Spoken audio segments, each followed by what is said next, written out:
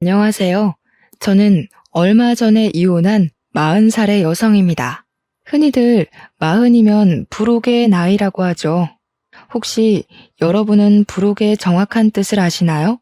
불혹이란 세상의 일에 정신이 빼앗겨 갈팡질팡하거나 판단을 흐리는 일이 없게 된다는 의미라고 해요. 사실 저는 이런 불혹의 참뜻을 30대 후반이 돼서야 처음 알았는데 그 당시만 해도 과연 내가 세상에 갈팡질팡하지 않고 유혹이나 주변의 말에 흔들리지 않고 굳건해지는 날이 올 수 있을까 싶었어요. 왜냐면 저는 아주 어릴 때부터 남의 말에 아주 잘 흔들리고 거절하지 못했거든요. 돌이켜보면 그동안 내 생각과 내 고집은 하나도 부리지 않고 좋은 게 좋은 것이라는 생각으로 남의 말을 아주 잘 들으며 살아왔던 것 같아요. 그런데 40, 불혹의 나이가 되고 이혼하게 되면서 전 남의 말에 휘둘리지 않고 내면적으로 좀 더 단단해지고 성장한 것 같아요. 그저 유순하게만 살아왔던 제가 왜 이렇게 변하게 되었는지 지금부터 저의 이혼 이야기를 해보려고 해요. 저의 남편은 치과의사였어요. 흔히 남편이 치과의사라고 하면 잘 살 것으로 생각하지만 저는 그러지 못했어요. 왜냐하면 남편이 치과에서 돈을 벌면 그 돈이 모두 다 시댁으로 들어갔거든요. 그래서 정작 저는 경제적으로 넉넉하지 못하게 살았어요. 왜 남편의 돈이 다 시댁으로 갈 수밖에 없었는지 설명해드리면 일단 시부모님은 대학교 앞에서 감자탕 가게를 운영하셨는데 장사가 거의 안 되었어요. 처음에는 어느 정도 매출이 나왔어요. 사실 돈이 없는 대학생들에게 감자탕은 든든한 밥 한 끼가 되기도 하고 근사한 술안주가 되기도 하잖아요. 그런데 근처의 시부모님 가게보다 더 저렴하고 양도 많고 맛도 좋은 감자탕 가게가 들어오고 나서부터 시부모님 가게에는 손님들이 줄기 시작했어요. 그렇지 않아도 힘들던 와중에 전례 없던 코로나라는 전염병이 돌면서 학교 수업이 전면 비대면 수업으로 전환되었고 이에 따라 수입도 전혀 없는 상황이었어요. 도련님은 사업을 준비하고 있지만 사실상 백수예요. 그리고 제가 이혼을 결심하게 된 이유이기도 하죠. 먼저 도련님에 관해 얘기하자면 도련님은 태어날 때 심장에 문제가 있어 큰 수술을 여러 번 했어요. 다행히 수술이 아주 잘 돼서 커서는 심장 수술을 하지는 않았지만 계속 크고 작은 병에 수시로 걸려서 학창 시절의 대부분은 병원에서 지냈어요. 시부모님은 귀한 아들이 태어날 때부터 아픈 것이 다 본인들의 탓인 것만 같아 도련님만 보면 가슴이 미어진다고 하시더라고요. 그래서 그런지 도련님이 원하는 것은 그게 무엇이든지 다 해주려고 하셨어요. 그런데 아들에게 뭐든 다 해주려면 돈이 있어야 하잖아요. 시부모님은 돈이 없으셨던 것이죠. 그럼에도 첫째 아들인 남편은 혼자 열심히 공부해서 전액 장학금도 받고 치대에 들어가 치과 의사가 되었어요. 시부모님은 치과 의사가 되어 돈을 많이 벌게 된 남편에게 도련님에 대한 금전적인 지원을 많은 요구를 하게 됐어요. 그래서 우리 남편은 도련님에게 수시로 용돈도 주고 생활비도 지원해주고 학비도 지원해주게 되었고요. 남편 역시 항상 아픈 본인의 동생 도련님이 매우 안타까웠거든요. 그렇게 온 가족이 도련님을 도와주고 아껴준 덕에 도련님은 누구나 들으면 다 아는 명문대 공대를 나름 우수한 성적으로 졸업하게 되었어요. 그런데 이렇게 명문대 공대를 졸업했으면 이제 회사에 다니며 자기 밥값을 해야 하는데 도련님은 그러지 못했어요. 어릴 때부터 워낙에 병원에서 오래 생활했기 때문에 사회성이 제로였거든요. 솔직히 학교는 성적만 잘 나오면 큰 문제가 되지 않으니 사회성이 제로여도 별 문제가 없었어요. 그런데 회사는 그게 아니잖아요. 회사는 나만 잘한다고 되는 것이 아니라 팀원들과 함께 일을 해야 하고 상사와도 잘 조율하며 지내야 하잖아요. 도련님이 일은 나름 잘하는 것 같았는데 사람과의 관계에서 너무 큰 스트레스를 받게 되었어요. 그 결과 3개월 만에 첫 회사를 때려치웠다고 해요. 몇 개월간 백수 생활을 하다가 두 번째 회사에 입사했으나 거기서도 사람들과의 관계에 스트레스를 크게 받아 1년을 채우지 못하고 또 관두게 되었어요. 그 뒤로도 몇 군데 회사를 다니고 관두고를 반복하다가 도련님은 자신이 직접 사장이 되면 사람과의 스트레스가 없을 것이라는 생각이 들어 사업을 하기로 마음을 먹게 돼요. 처음에는 부모님이 음식점을 하시니 자신도 음식과 관련된 사업을 하면 잘할 수 있을 것으로 생각해서 대학교 앞에 치킨집을 열었어요. 초반은 학생들이 많이 찾아줘서 나름대로 장사가 잘 되었다고 해요. 그런데 근처에 프랜차이즈 치킨집이 들어서면서 망했고요. 이후 너무 답답한 마음에 사주를 보러 갔는데 무속인이 물과 잘 맞는다고 물 관련 장사를 하면 잘 된다는 소리를 듣고 카페를 열었어요. 그런데 전국적으로 카페가 우후죽순으로 생겨나면서 특별한 특징이 없고 매우 평범했던 도련님의 카페에 손님이 줄기 시작하더니 또 망했어요. 이렇게 두 번의 사업을 시작하고 망하면서 드는 비용은 다 남편의 돈으로 해결했어요. 이렇게 남편은 도련님의 대학교 학비에서부터 두 번의 사업 창업과 실패에 대한 비용까지 다 부담하게 되어 정작 본인의 결혼에는 쓸 돈이 없게 되었어요. 그 덕에 우리는 본의 아니게 스몰 웨딩으로 진행되었어요. 그렇지만 저는 그래도 좋았어요. 남편을 너무 사랑했고 저도 경제적으로 여유롭지는 않아서 차라리 소규모로 진행하는 편이 더 마음이 편하고 좋았거든요. 이렇게 우리가 결혼한 후에는 도련님이 학원에 문제집이나 도서를 납품하는 사업을 또 했어요. 한동안은 꽤 잘 되는 것처럼 보였어요. 드디어 자리를 잡나 싶더니 코로나가 확산으로 인해 휴원되는 학원이 늘면서 납품이 어려워졌어요. 결국 또 빚만 엄청 지고 망하게 되었어요. 이때 진 빚 또한 저희 남편의 돈으로 해결했어요. 어찌되었든 남편 본인이 열심히 일해서 번 돈으로 도련님한테 주겠다는데 저는 할 말이 없었어요. 그동안은 남편 치과가 잘 돼서 도련님한테 지원해 주어도 아이가 없는 우리 둘이 사는데 큰 문제가 되지는 않았거든요. 그런데 코로나가 확산하며 사람들이 치과에 오지 않게 되자 자연스레 치과의 매출이 줄기 시작했어요. 이제 우리도 경제적으로 어려운데 이 와중에 도련님은 마스크 사업을 하겠다고 아주 당연하게 남편에게 돈을 요구하는 것이 아니겠어요. 이 소리를 듣고 저는 속으로 도련님이 무슨 사업을 해도 쫄딱 망하는데 이제 사업 그만하고 나이도 있으니 일단 공장 같은 데라도 가서 스스로 돈을 벌어야 한다고 생각했어요. 그런데 이 말을 차마 할 수가 없었어요. 왜냐하면 남편은 정말 똑똑했고 계산이 빠른 사람이었거든요. 이런 사람의 남편의 친구가 마스크 사업으로 이번에 대박이 났다며 이번에는 절대 망하지 않을 것이라며 마지막으로 도련님을 도와주자고 저를 설득하더라고요. 게다가 시댁 식구들도 도련님이 이번에 대박이 나서 돈을 많이 벌게 되면 우리에게 좋은 집과 차를 선물하겠다고 하더라고요. 원래 우유부단하고 남의 말에 잘 흔들리던 저는 시댁 식구들과 남편의 말에 설득당해서 도련님을 도와주기로 마음먹었어요. 그리고 도련님의 사업이 남편 친구처럼 대박나기를 기대했지만 결국에는 또 망하게 되었죠. 이러던 와중에 시어머니는 당뇨병이 오셨어요. 당뇨라는 것이 합병증이 무서워서 주기적으로 약도 먹고 시간마다 혈당을 체크해야 하잖아요.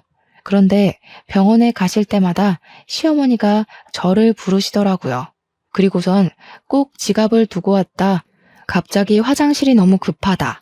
친구에게서 급한 전화가 왔다는 빤히 보이는 핑계를 대시며 제가 병원비를 내도록 하셨어요.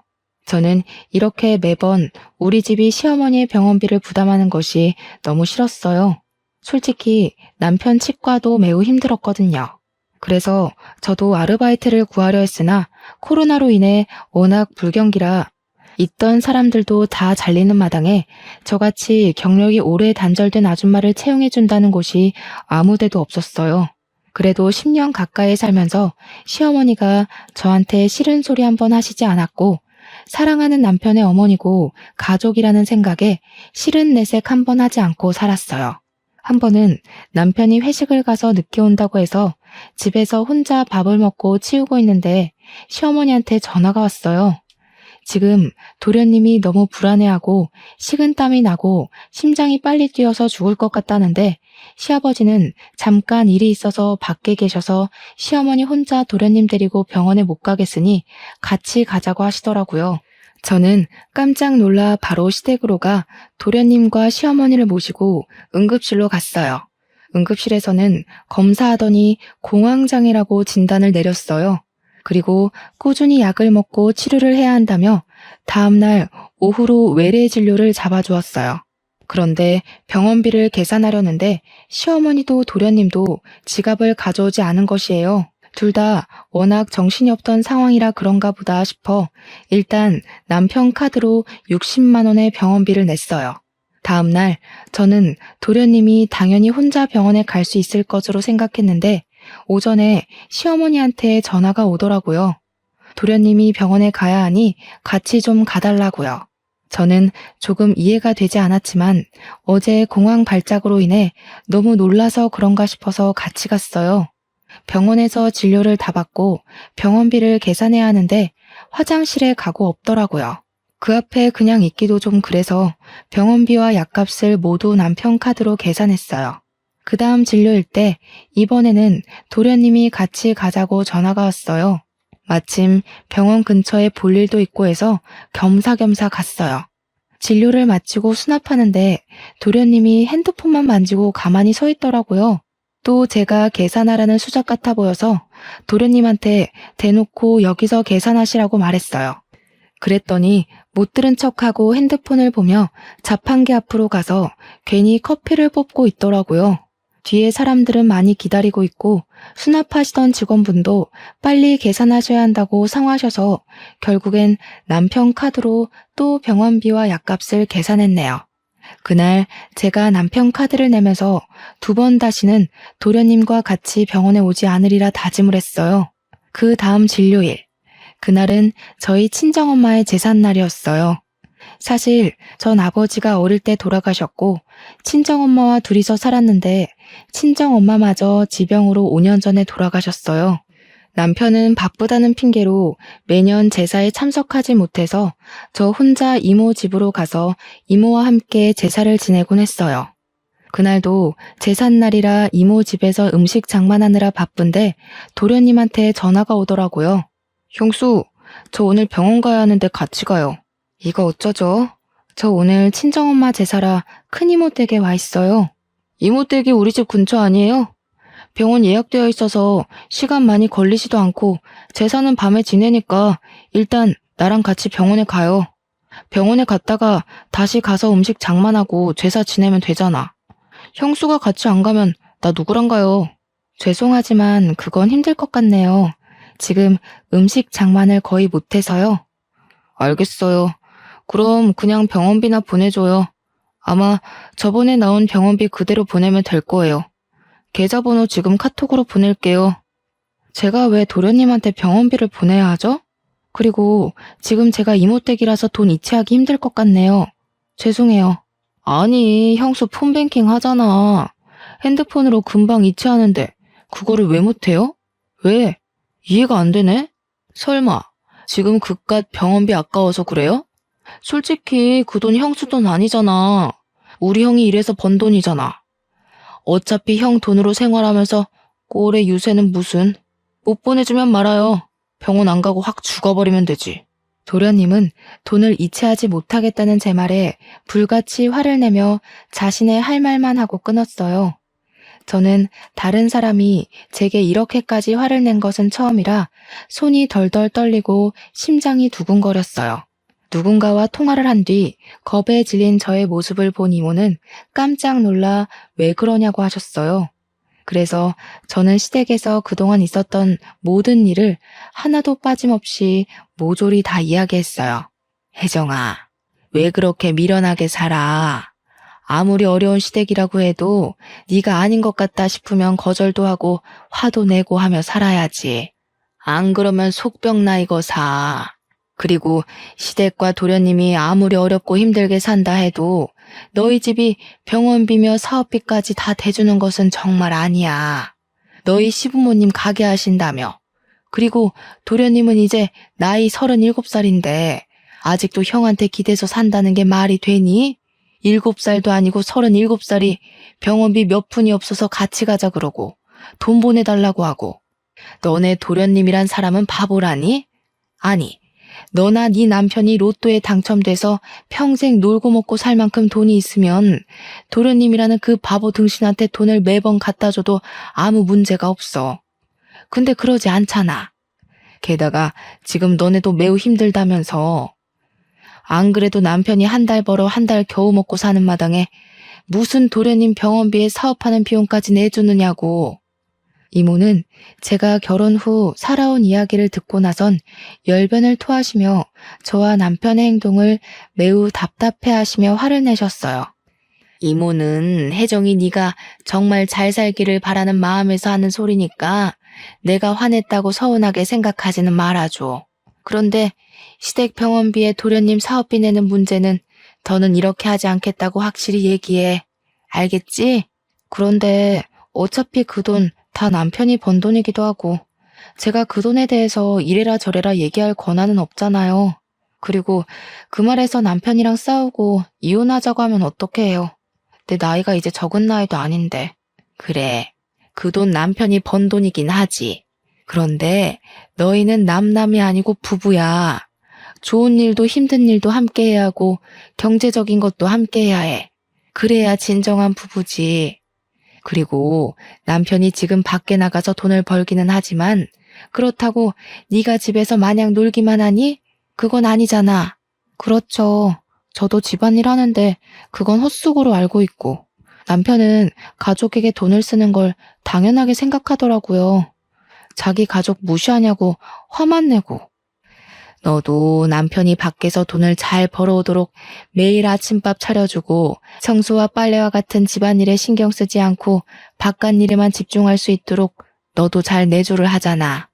그렇게 집안에서 너의 본분을 다하며 네 생각을 이야기했는데 남편이나 시댁에서 네 이야기를 들어주기는커녕 도리어 화를 낸다? 그러면 너도 이 사람들과 인연은 여기까지인가 보다 생각하고 이혼해. 좀 당당하게 좀 살아 이거사. 네가 이렇게 시부모랑 남편한테 쩔쩔매고 사는 거 엄마가 하늘에서 보면 얼마나 속상하시겠니? 이모가 엄마 이야기를 하시는데 순간 눈물이 뚝뚝 떨어졌어요.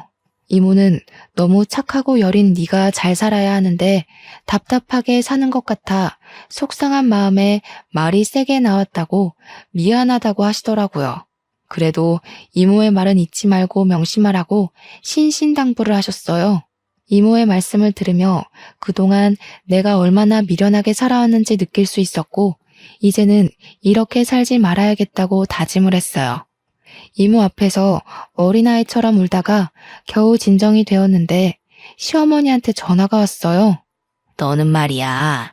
지금 지호가 공황장애로 죽내사내 하는데 병원을 같이 가주지는 못할 망정. 어떻게 돈을 안 보내주니? 그러다가 애 잘못되면 네가 책임질 거니? 어머니, 죄송하지만 지금 제가 친정엄마 제사 준비 중이라서요. 아직 음식 장만을 거의 못해서 바빠요.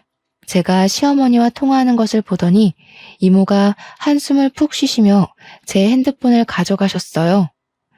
안녕하세요. 저 혜정이 이모 되는 사람입니다. 아, 네. 안녕하세요. 지금 며느리랑 통화해야 하니 좀 바꿔주시겠어요? 그런데 제가 아까부터 상황을 지켜보니 혜정이 도련님이 좀 아프신 것 같던데 혜정이가 도련님의 보호자도 아니고 엄마도 아닌데 왜 자꾸 혜정이한테 같이 병원에 가자 돈을 달라고 하시는지 모르겠네요. 사돈이 잘 모르시는 것 같아서 말씀드리는데 도련님이라는 사람은 사돈의 아들이지 제 조카 혜정이의 아들이 아니에요. 지금 말 다 하셨어요? 걔한테 무슨 소리를 어떻게 들었는지는 모르겠지만 가족끼리 병원에 같이 가기도 하고 힘들면 병원비도 좀 지원받고 그러고 사는 거 아니겠어요? 네, 가족인데 물론 서로서로 도와가며 잘 살아야죠. 그런데 문제는 지금 도련님이라는 분은 한 번도 혜정이 남편에게 도움이 된 적 없었잖아요. 대학 학비에서부터 사업으로 생긴 빚, 병원비까지 다 지원을 받으면서 남편에게 고마워한 적 한 번이라도 있으세요? 있으시냐고요? 아니, 이 여자가 왜 남의 가정에 이래라 저래라 훈수질이야? 남의 가정이라뇨? 저의 조카 가정입니다. 저도 훈수 둘 자격 충분히 있어요. 그리고 사돈, 제가 한마디만 더 하겠는데 도련님의 병원비는 본인이 직접 해결하던가 아니면 사돈이 해결하세요. 안 그래도 힘든 조카 집에 더는 손 벌리지 마시고요. 아시겠어요? 이모는 제가 그동안 하고 싶었던 모든 말을 저 대신 시원하게 해주시고 전화를 끊으셨어요. 저는 그동안 묵은 채증이 내려가는 것처럼 좋긴 했지만 한편으로는 앞으로 시어머니 얼굴을 어떻게 볼지 걱정이 되었어요. 그런데 이모는 시어머니와 통화 후 고개를 갸우뚱거리시더라고요. 그런데 내가 왜 너희 시어머니 목소리를 어디서 들어본 것 같지? 내 결혼식 때 보고 대화를 나눠서 알지 않을까요? 아니야. 나 너 결혼식 때 못 갔잖아. 그때 너희 이모부 해외 출장 중이라서 나 해외에 있어서 못 갔어. 그래서 축의금만 두둑이 보냈잖아. 그러네요. 그럼 이모와 저희 시어머니는 한 번도 뵌 적도 말한 적도 없었네요. 그럼 다른 누군가와 헷갈린 게 아니에요? 아니야. 분명히 어디선가 이 말투, 이 목소리 들었어. 아, 너 시어머니 이름이 혹시 이금자 맞니? 이모가 시어머니 이름을 어떻게 아세요? 나 원참 어이가 없어서 이렇게들 운명이었나 보다. 충격 먹지 말고 잘 들으렴. 사실 신혼 시절 때 네 이모부가 한번 바람을 피웠어. 그때 이모부가 바람 핀 것을 알고 이모부 상간녀랑 정말 징글맞도록 싸웠어. 당연히 그랬지. 나는 네 이모부를 정말 사랑해서 결혼까지 했는데 그런 이모부가 다른 년이랑 바람이 났다고 하니 내 눈이 안 뒤집히겠니? 네? 이모부가 바람을 폈었다고요? 그래. 그래서 내가 아주 그 상간녀랑 머리털 붙잡고 대판 싸웠단다. 그때 확 이혼해버릴까도 했는데 그 당시 이혼녀라는 딱지가 큰 흠이 되던 시절이기도 했고 내가 이모부를 더 좋아해서 다시는 상간녀를 만나지 않겠다는 각서를 쓰고 계속 살게 됐지. 나중에 알고 보니까 그 상간녀는 찢어지게 가난한 집안 딸이었고 음식점을 하는 남편도 있었다더라. 그런데 음식점도 잘 안 되고 남편과도 사이가 그다지 좋지 않았었나 봐. 그래서 대기업에 다니는 네 이모부 꿰어서 팔자 좀 펴보려고 일부러 접근한 요새 말로 말하면 꽃뱀이었더라고. 근데 그때 그 상간녀가 바로 이금자, 너희 시어머니야. 네? 그럼 이모부의 상간녀가 바로 저희 시어머니셨다고요? 그런데 그 상간녀의 남편이 있었다면서요. 그럼 시어머니가 시아버지랑 결혼하고 나서 이모부랑 불륜을 저지른 거예요? 그럼 시아버지도 이 상황을 아세요? 그때 너희 시아버지는 망해가는 음식점 살리겠다고 고군분투하느라 아마 몰랐을 거야. 아니, 자기 남편은 먹고 살겠다고 그리 용을 쓰는데 마누라라는 사람은 도와주지는 못할 망정 돈 많은 남자 꿰어서 재혼할 생각을 했다는 게 말이 되니? 게다가 말하는 것이며 행동이 어찌나 무식하던지. 아무튼 그때 정말 이금자라는 여자한테 아주 학을 뗐다. 어떻게 세상에 이런 일이 있을 수가 있어요? 이래서 정말 사람 일은 한치 앞도 모른다고들 하나 봐요. 혜정아, 내가 방금 든 생각인데 이 일은 너만 알고 있어. 그러다가 나중에 네가 이제는 정말 이혼을 해야겠다 싶을 때 그때 크게 터트려서 써먹으렴. 그동안 너를 이렇게 마음고생했는데 그냥 좋게 이혼하기에는 뭔가 조금 아쉽지 않겠니? 이모는 나중에 언젠가 크게 써먹을 일이 있을 것이라며 일단 이 충격적인 사실을 모른 척하라고 하셨어요. 저는 이모의 말씀에 알겠다고 했어요. 다음 날 엄마의 제사를 무사히 마치고 집에 와 늦잠을 자고 있는데 시어머니가 집으로 오라고 전화가 왔어요. 전날 이모와 대화하며 더는 답답하게 살지 말아야겠다고 다짐은 했지만 어디 사람 본성이 어디 가나요. 전날의 패기는 다시 다 잊은 채 시댁에 떨리는 마음으로 갔어요. 시댁에 도착하니 시어머니가 도끼 눈을 뜨고 저를 쳐다보았어요. 야, 너네 이모한테 무슨 얘기를 어떻게 했길래 우리 집을 욕먹게 만들어? 그깟 병원비 얼마나 한다고? 어머니 당뇨병 병원비에 도련님 공황장애 병원비까지 솔직히 한 달에 병원비만 50에서 60만 원이나 나와요. 게다가 예전에 도련님 사업하고 망한 빚까지 아직 갚고 있고요. 솔직히 이제 치과도 코로나로 타격이 큰데 매번 병원비 부담하기가 너무 벅차요. 어머, 얘 나한테 화내는 것 좀 봐라. 그래도 너희 집이 가장 경제적으로 여유롭잖아. 그리고 그 돈이 네 돈이니? 다 우리 지훈이가 치과에서 열심히 일해서 번 돈이지. 내가 네 돈 내라는 것도 아니고 우리 아들 돈 내가 쓰겠다는데 왜 네가 호들갑이야? 시어머니의 어이없는 말씀에 저는 기가 막혀서 말문이 턱 막혔어요. 그리고 우리 아들이 그렇게 죽을 똥 쌀 똥으로 일하는데 네가 언제 도와준 것 있니?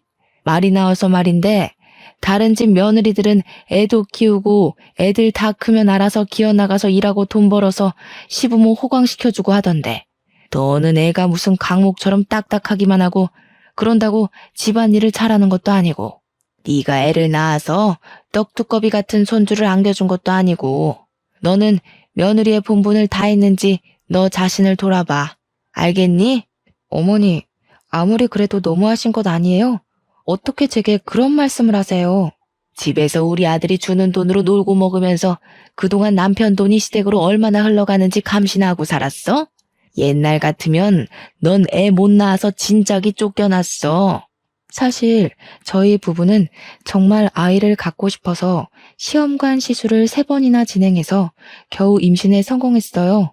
시어머니는 저의 임신 소식을 듣고 얼른 다니던 회사를 관두라고 하셨어요. 임산부가 회사에 다니면 안 좋다고요. 저는 계속 다니고 싶었지만 시어머니의 권유도 있었고 입덧이 너무 심해서 어쩔 수 없이 회사를 관두게 되었어요. 그렇게 회사를 관두고 집에 있는데 시어머니가 하루도 빠짐없이 우리 집에 오셔서는 사사건건 잔소리를 하셨어요. 임산부는 무조건 좋은 것만 봐야 하고 오직 영양식과 건강식으로만 먹어야 하며 TV와 핸드폰도 봐서는 안 된다며 제 일상생활의 모든 것을 제약하셨죠.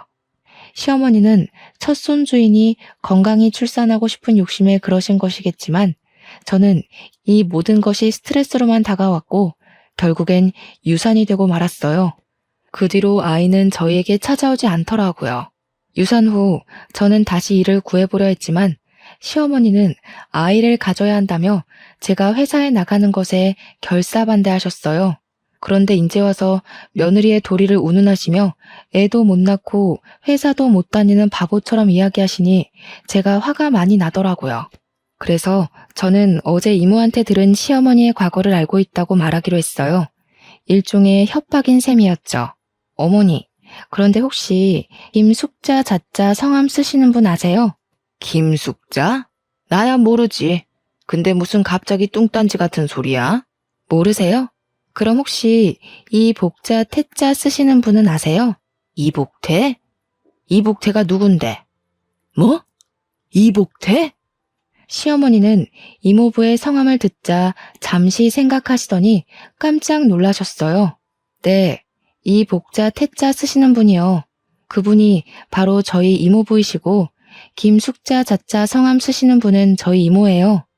제가 어제 이모랑 친정엄마 제사 지내면서 아주 기가 막히고 충격적인 이야기를 들었는데 한번 들어보시겠어요?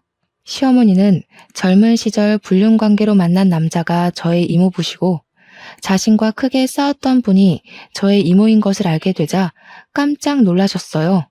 그러시고는 아까 내가 너에게 했던 말은 다 마음에도 없는 소리였고 정말 미안하다고 이젠 절대 너에게 그런 막말을 하지 않겠다고 사과를 하시더라고요. 그러시며 아들이나 시아버지에게 얘기하지 말아달라고 신신당부를 하셨어요. 시어머니가 참 미웠지만 그래도 나이 드신 분이 지난 과거로 인해 쩔쩔매는 모습을 보니 조금 안쓰러운 마음이 들기는 하더라고요. 저 역시 오래전의 과거를 굳이 들먹이며 시부모님 가정을 깨고 싶지는 않았어요. 그래서 이 사실에 대해 입 다물고 있을 테니 다시는 도련님 병원비나 사업비, 우리 집으로 청구하지 말라고 했어요. 이것만 지켜주신다면 저도 조용히 살 것이라고요. 시어머니와 이야기를 마친 뒤 며칠 동안은 시어머니나 도련님의 전화도 없고 아주 평온하게 지냈어요. 그렇게 한 달 정도인가 지났을까요? 도련님한테 전화가 오더라고요. 자기가 새로운 사업을 시작했는데 돈이 필요하다고 지원 좀 해달라고 하더라고요. 아주 당당하게 요구하길래 저는 시어머니께 듣지 못했냐고 이제는 도련님 사업비 우리한테 지원해달라는 소리 하지 말라고 이야기했어요. 도련님은 저의 단호한 목소리에 당황해하며 전화를 바로 끊으시더라고요. 그리고 얼마 뒤 드디어 사건이 터졌어요. 제가 아파트 관리비를 내려고 남편의 공인인증서로 인터넷 뱅킹에 접속했어요. 그런데 통장에 있어야 할 돈이 한 푼도 없는 것이에요. 남편이 담배를 피우는 것도 아니고 술을 마시기는 하지만 직원들 회식 때나 마시지 많이 마시지는 않거든요. 돈을 쓰는 곳이라고는 주유소가 전부인데 통장에 돈이 하나도 없다는 것이 이상해서 거래 내역을 조회해보니 시어머니와 도련님 앞으로 거액의 돈이 이체되었더라고요. 사실 남편은 해킹당할 위험이 크다며 폰뱅킹을 하지 않아요. 그래서 이체를 하려면 매번 은행에 직접 가야 하거나 제가 가지고 있는 공인인증서로 인터넷 뱅킹을 해야 했죠. 그런데 치과 일로 매번 바빠서 은행에는 잘 못 가고 공인인증서는 항상 제 금고에 있었는데 금고 비밀번호도 모르는 남편이 무슨 수로 어떻게 이체를 했나 싶어서 남편에게 전화했어요. 알고 보니 시어머니는 제가 자신의 과거 불륜 사실을 알게 되자 저한테 돈 달라고 하지는 못하고 남편에게 돈을 달라고 하셨다고 해요. 그래서 남편이 자신이 바쁘니 직접 못하고 집사람한테 공인인증서가 있으니 집사람한테 이야기하라고 했지만 시어머니는 며느리한테 이야기하기 좀 눈치 보인다며 직접 돈을 달라고 했대요. 그러면서 도련님과 시어머니가 치과에 찾아가 일하던 남편을 데리고 은행에 갔대요. 은행에서 남편이 본인의 핸드폰에 폰뱅킹을 설치하게 하여 본인들의 계좌에 쉽게 이체를 할 수 있게끔 했던 거였어요. 이런 사실을 알게 된 순간 이 집에 계속 있다가는 나는 영원히 호구의 마누라가 될 것 같다는 생각이 들었어요. 이렇게는 도무지 못 살겠다 싶어 이혼하기로 마음먹고 남편에게 퇴근 후 시댁으로 바로 오라고 했어요. 그리고 캐리어에 저의 옷과 화장품을 챙겼어요. 워낙 저 자신을 꾸밀 줄 모르고 살아서인지 챙겨야 할 짐도 거의 없더라고요. 저녁이 되어 시댁에 가니 시부모님과 도련님이 계시고 마치 남편도 퇴근하고 오더라고요. 도련님, 사업하신다고 저희 남편한테 가져가신 돈 다시 다 주세요. 어떻게 매번 사업하실 때마다 저희 남편한테 손을 벌리세요? 형수, 어떻게 말을 그렇게 해요? 나만 잘 살려고 그러나? 사업해서 잘 되면 형수도 좋은 거 아닌가? 그래, 지호한테 야박하게 그러지 마. 지호는 사업 여러 번 망하고 속이 속이겠어? 지 속도 새까맣게 타들어가겠지. 너는 그런 애한테 꼭 이렇게까지 해야겠어? 그리고 형수, 막말로 그 돈이 형수가 벌어서 만든 돈이에요? 우리 형 돈이에요. 형이 달라 그러면 내가 바로 어떻게든 돈을 만들어서 주겠지만 솔직히 형 돈이지 형수 돈이 아니지. 형수는 돈을 다시 달라고 할 자격이 없어요. 그래, 그건 지호 말이 맞아. 그깟 사업비 지호가 성공해서 갚으면 될 거 아니냐? 그리고 우리가 남이야? 가족이지. 가족이면 서로 어려울 때 돕고 도움받으면서 사는 거지. 안 그러냐? 난 또 뭐라고. 이깟 일로 바쁘고 피곤한 사람들 다 모아놨니? 이 얘기는 그만하고 다 모인 김에 오랜만에 같이 저녁이나 먹자. 갑자기 배가 아프네. 나 화장실에 다녀올 테니 너는 밥상 좀 차려놔라. 도련님과 시어머니는 당연히 받아야 할 돈을 받았다는 식으로 뻔뻔하게 이야기하고 남편은 오히려 도련님을 안쓰러워하며 돈을 주는 것에 대해 문제되지 않는다는 식으로 말하며 저를 속 좁고 야박한 사람으로 만들더라고요. 저는 이제 더는 참을 수가 없었어요. 이모를 통해 알게 된 시어머니의 과거를 바로 터뜨리기로 마음먹었어요. 시어머니가 화장실에 들어가시자마자 저는 스피커폰으로 이모에게 전화를 걸었어요. 그리고 제가 지금 시댁인데 저번에 말씀하셨던 상간녀 이야기 좀 해달라고 했어요.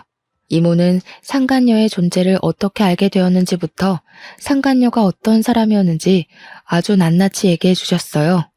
제가 돈 이야기를 하다가 갑자기 이모에게 전화하고 있으니 남편과 시아버지, 도련님은 제가 왜 이러는지 궁금해 하시더라고요.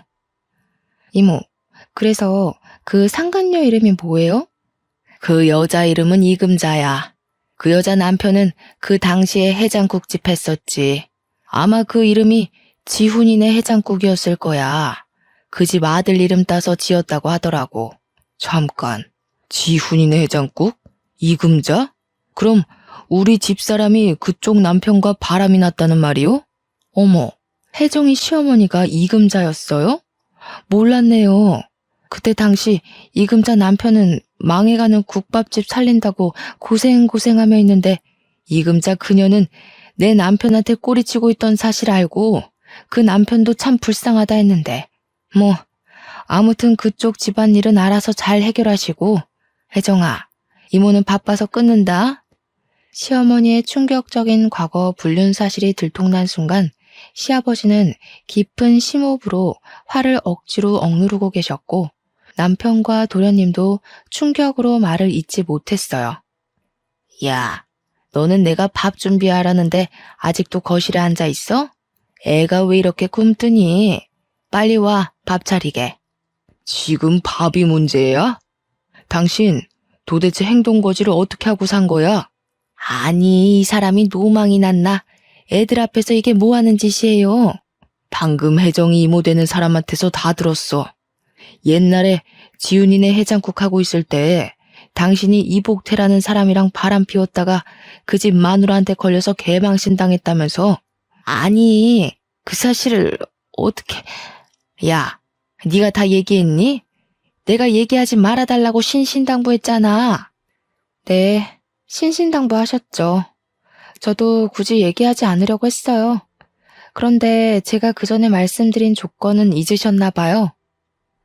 저희 남편에게 도련님 병원비나 사업비 청구하지 않는 조건으로 말하지 않는다고 했지 아예 말 안 하고 살 거라고는 하지 않았는데요. 당신이 잘못해놓고 왜 애를 잡아? 며느리 앞에서 내가 부끄러워서 살 수가 없다. 당신 내 집에서 나가. 당장 나가. 시아버지, 화가 많이 나시겠지만 잠시 진정하시고 제 얘기 들어주세요. 제가 오늘 이렇게 이 자리에 다 모이라고 한 이유를 아직 말씀 못 드렸거든요. 저는 이렇게 이모부와 불륜을 저지른 여자를 시어머니로 모실 수 있을 만큼 마음이 넓지 못해요. 그리고 도련님 사업비나 내주는 호구 남편의 마누라로 살 수 있을 만큼 경제적으로나 심적으로 여유롭지도 못하고요. 그래서 말인데 저는 이 집안에서 가족으로 살지 못하겠습니다. 저 이혼하겠습니다. 뭐? 이혼? 그런 이야기는 나랑 먼저 해야지. 갑자기 이혼하겠다고 하면 어떡해? 당신은 그동안 내가 시댁에 돈 나가는 것으로 뭐라고 하면 야박하다고 속 좁다고 뭐라고 하면서 내 편은 한 번도 안 들더라? 이젠 이런 대우 받으면서 못 살겠어. 나 지금 집 나가서 이모 집에 갈 거야. 내 짐은 이미 다 챙겼고 이혼 서류 작성해서 보낼 테니 법원에서 보자. 이혼 선언을 하고 나오는데 시아버지는 시어머니한테 소리를 고래고래 지르시고 시어머니는 잘못했다고 비시고 도련님과 남편은 말리시고 아주 가관이더라고요. 그렇게 저는 시댁의 마지막 인사를 하고 나왔네요. 그 뒤 저는 집을 구할 때까지 이모 집에서 생활하게 되었어요. 하루는 시어머니한테 전화가 오더라고요. 시어머니 본인의 과거는 잊고 다시 남편과 잘해보라고요. 이젠 정말 손 벌리지 않겠다고 예전에 생각 없이 했던 말들도 다 미안하다고요. 그러면서 지호가 어릴 적부터 몸이 워낙 약해서 내가 오냐오냐 하고 키워서 버릇도 없고 끈기도 없다며 지호 대신해서도 사과한다고 하시더라고요. 저는 그런 시어머니께 도련님이 그 나이 먹도록 혼자서 뭐하지 못하게 된 건 다 시어머니 탓이라고 하며 그동안 하고 싶었던 이야기들 다 질렀어요. 그리고 이미 전 이혼하기로 했고 저의 이 결정 번복하지 않겠다고 분명히 저의 뜻을 밝혔어요. 잠시 뒤에는 남편에게도 전화가 왔어요. 이제 다시는 도련님이나 어머니한테 돈을 주지 않겠다고 각서라도 쓰겠다고 하며 집으로 들어오라고 설득하더라고요. 예전 같았으면 남편의 설득에 홀라당 넘어갔겠지만 시댁에서 당한 지 10여 년이 되어가니 이제 남편의 그 어떤 말도 믿지 못하겠더라고요. 그래서 남편에게 원래 늘 그래왔듯 딱하고 안쓰러운 동생과 시어머니 평생 뒷바라지나 하면서 살라고, 그렇지만 나는 호구의 마누라로 살지는 못하겠으니 우린 이혼이라고 확실히 못 박아두었네요. 그리고 며칠 뒤 법원에서 이혼 도장을 찍고 저의 짧지는 않았던 결혼 생활을 마치게 되었어요. 사실 아빠가 일찍 돌아가셔서 혼자 힘들게 저를 키우는 엄마를 보면서 저는 절대 남편과 사별하거나 이혼하지 않고 남편과 함께 평생 행복하게 살아야겠다고 생각했어요. 그래서 남편과 시댁이 제게 부당한 것을 요구해도 저는 제 의견 하나 표현하지 못한 채 바보처럼 끌려다니며 살아왔던 것 같아요. 원래부터 제 성격이 그렇기도 했고요. 그런데 이렇게 답답한 성격이었던 제가 이혼이라는 과정을 겪고 부록의 나이가 되어보니 이젠 아닌 건 아니라고 말할 수 있게 되었고, 예전보다는 남들의 눈치 보는 것 없이 내면적으로 단단하게 변한 것 같아요.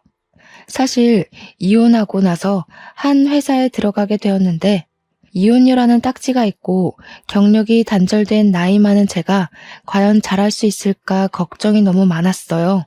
제가 워낙 눈치도 빠르고 순간 집중력이 좋아 업무는 빨리 익히는 편이지만 사람들과의 관계는 정말 어려웠거든요. 결혼 전 회사 다닐 때는 사람들한테 이리 치이고 저리 치이며 스트레스를 정말 많이 받았던 것 같아요. 그런데 이제는 회사에서 사람들과 관계를 맺을 때 한결 마음에 여유가 있는 기분이에요. 때로는 제가 정말 남들의 말에 휘둘리지 않고 흔들리지 않는 진짜 부록이 된 것 같아 저 스스로가 기특하기까지 해요. 흐르는 나이는 막을 수 없으니 이런 저도 순식간에 쉰이 되겠죠. 쉰은 지천명의 나이, 하늘의 명을 깨닫는 나이라고 해요. 평생 흔들리고 넘어질 것 같은 제가 부록의 나이를 지나 단단해진 것처럼 저의 지천명의 나이에는 하늘의 뜻을 알고 지혜롭게 사는 제가 되도록 부단히 노력해야겠다는 생각이 드네요. 그래서 하늘 어딘가에서 저를 보고 있을 친정엄마를 먼 훗날 다시 뵈었을 때 엄마에게 잘 살았다고 칭찬받는 딸이 되고 싶네요. 저의 이혼 이야기를 하고 나니 저보다 젊은 나이에 혼자가 되어서 힘들게 저를 키우셨을 엄마가 사무치게 그립네요. 엄마의 자랑스러운 딸이 되기 위해서 열심히 그리고 더 야무지게 이 세상을 살아내리라 다짐을 하며 저의 기나긴 이야기를 마칩니다. 들어주셔서 감사합니다.